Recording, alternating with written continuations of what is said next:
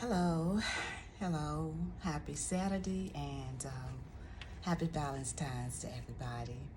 This is the month of February, so I am talking about love and reading from an excerpt from my book, The Fallen Woman Becoming God's Best. And I talk a lot about love and relationships in my book. And in my chapter 14, it's the title of it is called The Greatest Love of All. Um, Whitney Houston sung in 1985 the number one hit, The Greatest Love of All. She expresses how the greatest love is to learn to love yourself, a great gift we can give ourselves. But the greatest love comes from our Creator God. God so loved the world that he gave his only begotten Son so that we may have life. The greatest love does not come from humanity, self-love, or love from others, but divinity. It is not cruel, but heavenly. It is not of the flesh, but spiritual. This love cannot be achieved, but rather believed. Paul painted the perfect portrait of what love is, a portrait of our Lord Jesus Christ, who is love's highest expression. The reason so many women struggle with loving ourselves is because we haven't accepted God's love. So we struggle with walking in the power of God's love. As a young woman, I was a victim of abandonment, abuse, rejection, and it made it very hard to believe God loved me. So many people made me feel unlovable by the color of my skin, where I lived, what kind of car I drove. But now I realize there is nothing about me that God doesn't love, doesn't know, and understand. When I feel like there is no one to turn to or no one to trust, I know God is always in reach. And God says, if I had to choose loving you or my only son, I would forsake him to die on the cross. So that's an excerpt from my book. And you can find it on Amazon.com. I write to inspire, motivate, and encourage women. And I have several books on there for you to read. And also, my meditation today, I thought it was very interesting. It talked about love also. Like I said, this is the month of February, and Valentine's Day is Monday. And a lot of people, there's love in the air all everywhere. But there's some people that are single and, unsatisfied or satisfied, whichever. But I find myself at this stage of my life, I am single. I'm satisfied some of the time. I'll put it like that. I would rather be in a relationship or be married someday, but right now I'm single and satisfied some of the time. In this meditation, I just want to share a little bit. It say, I will know love when I realize if I am hurting, I am not loving. Love is simple. We make it hard and with our trappings, expectations, and demands. We make loving difficult, painful, hurtful, and regrettable because we keep trying to figure out how to do love, give love, and get loved right. We place limits, restrictions, and conditions on our loving and those we love. Sometimes it works, usually it does not. Then, when we don't get the right kind of love, we feel hurt. We blame love. Love does not hurt. Falling into the traps we set to get and keep love makes us hurt ourselves. Love is, period. It is the experience of joy we have when we have the courage to tell the truth, when we have the courage to be exactly who we are, and when we allow those we love to do the same. Love is not what we have been told it is by others. Wait a minute, go back. Love is not what we have been told it is by others who have been hurt. Hurt people can't tell you about love. Love is not what we have seen in pictures. Love is not a tool or a weapon. Love is the key.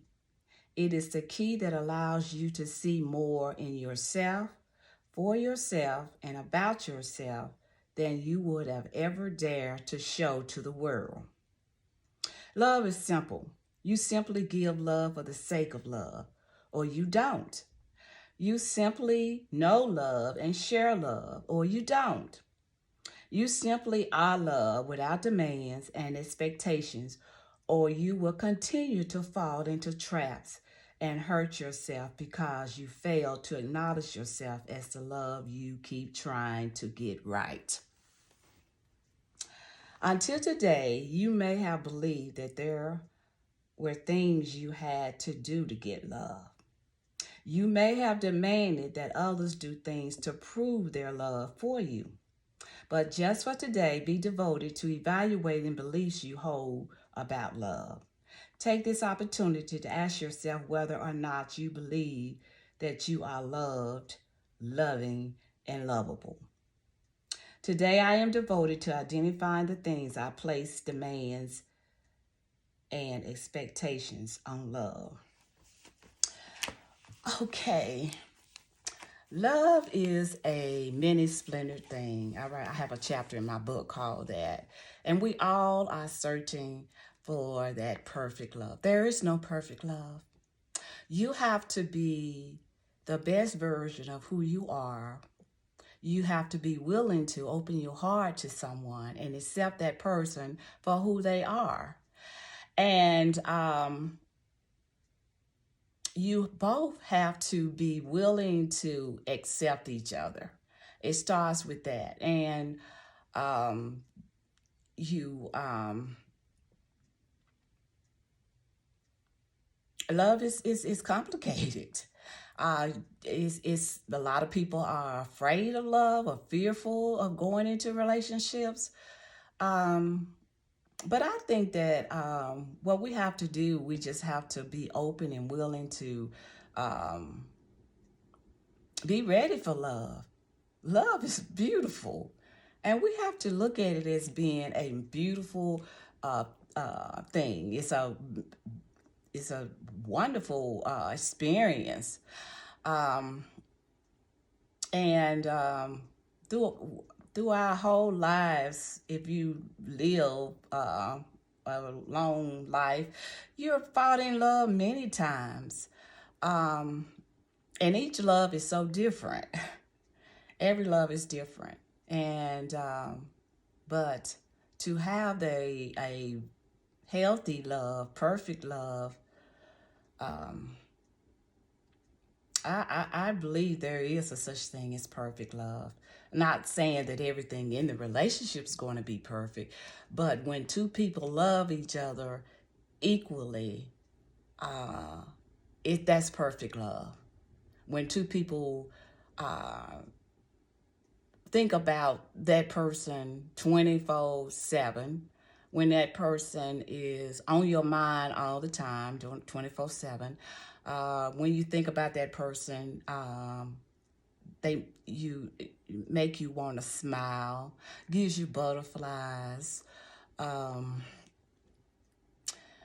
You can't wait to see that person again. You're try to figure out or have a vision of how it would be with that person in your future. So love can be a remarkable, amazing thing if you find the right person, if you find someone that you're compatible with and you really are willing to take that risk, because love is a risk. And sometimes if you don't have all the components of some of the things I just mentioned, sometimes it's not even worth going through because, like I said, love is a risk. So, by me saying all of that, I hope I share some very meaningful words of encouragement to you all about love, even in my book, The Fallen Woman: Becoming God's Best. The greatest love of all is Jesus Christ. But you know, once we find who we are in God, then we become the best version of ourselves, and then we become lovable. Until you learn who you are through Jesus Christ and begin to love who you are from inside and out, then you are capable of loving someone else. But until you reach that point, you won't be able to extend yourself to another person, because you have to begin to love yourself first, and then you're able to love someone else. Thank you all for coming to my page. Harmony Lives in Me. You can find my other books on Amazon.com. I write to inspire, motivate, and encourage. Have a blessed day and happy holidays. Happy Valentine's.